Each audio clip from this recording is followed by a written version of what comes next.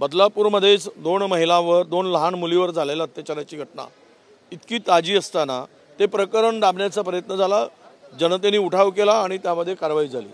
एका नामांकित संस्थेतील शिक्षकांनी ते त्या ठिकाणी ठाण्याच्या जिल्ह्यामध्ये त्या 2 छोट्या मुलीवर, बालिकेवर, एक 3.5 वर्षाची आणि 4.25 वर्षाची बालिका होती आणि त्याला एका विशिष्ट समूहाची संस्था म्हणून त्याला वाचवण्याचा प्रयत्न केला जातो। ते चौकशीमध्ये दिरंगाई केली जाते। अरे लहान मुलीचं कौमार्य संपवलंय असा नराधमाला वाचवण्याचा प्रयत्न करण्याचा सरकारचा प्रयत्न कसा असू शकतो? आणि आता तर मतिमंद मुलीवर झालेली घटना ही तर महाराष्ट्राची मान शर्मेनं खाली घालणारी आहे। आणि त्या संदर्भात कायदा आहे कुठे? पोलिसांचा धाक राहिला कुठे?